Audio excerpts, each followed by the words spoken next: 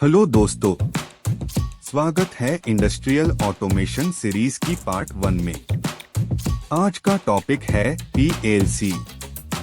इसमें हम जानेंगे पीएलसी क्या होता है, पीएलसी के मुख्य भाग कौन से होते हैं, पीएलसी कार्य कैसे करता है, पीएलसी का प्रोग्राम कैसे बनाते हैं। तो चलिए शुरू करते हैं।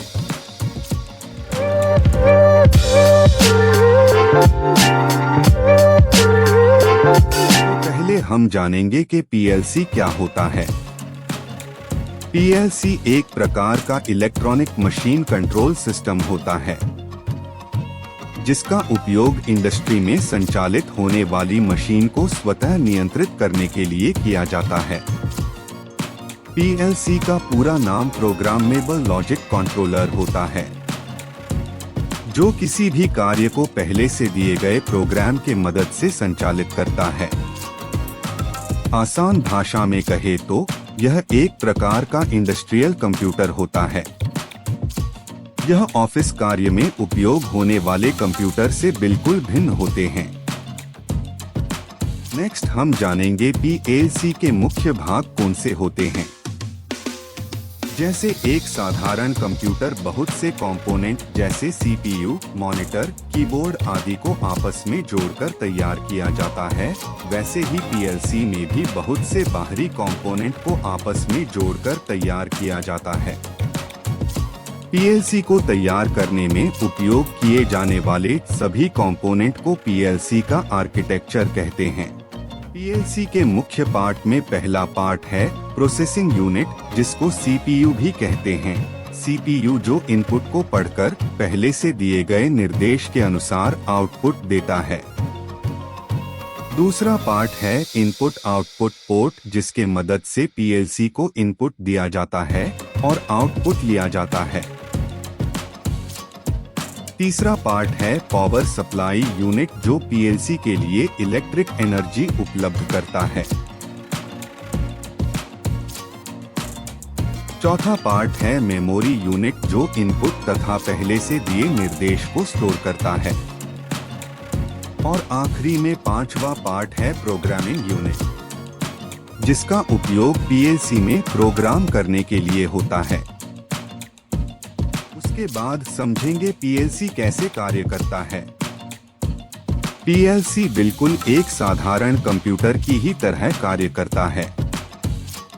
अंतर बस इतना है कि यहाँ आउटपुट इससे जुड़े हुए मशीन से कार्य के रूप में मिलता, जबकि इनपुट विभिन्न प्रकार के सेंसर द्वारा मिलता है। पीएलसी को कार्य करने के लिए निर्देश अर्थात प्रोग्राम की जरूरत होती है।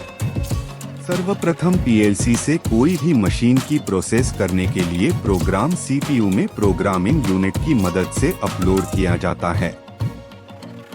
उस प्रोग्राम के अनुसार या फिर मशीन के कार्यप्रणाली के अनुसार इनपुट मॉड्यूल को आवश्यकता अनुसार सेंसर स्विचेस कनेक्ट किए जाते हैं।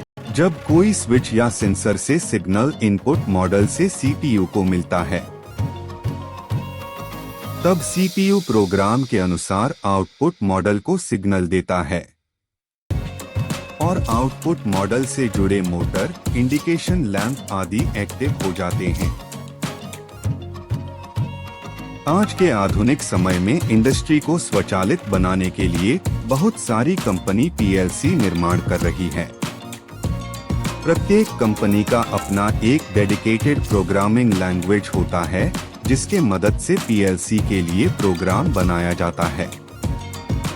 इसके अतिरिक्त दुनिया में कुछ कॉमन प्रोग्रामिंग लैंग्वेज है, जिसके मदद से पीएलसी के लिए प्रोग्राम बनाया जाता है। पीएलसी प्रोग्रामिंग का देखें तो इसमें बहुत सारे लैंग्वेज यूज होते हैं, जिसमें सबसे ज्यादा यूज होती है लैडर डायग्राम। उसके बाद है फंक्शन ब्लॉक डायग्राम। उसके बाद है सीक्वेंशियल फंक्शन चार्ट।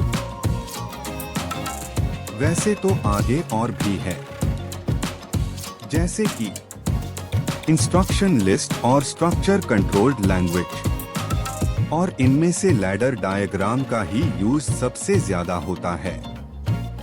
क्योंकि लैडर डायग्राम की सहायता से प्रोग्राम बनाना इजी है।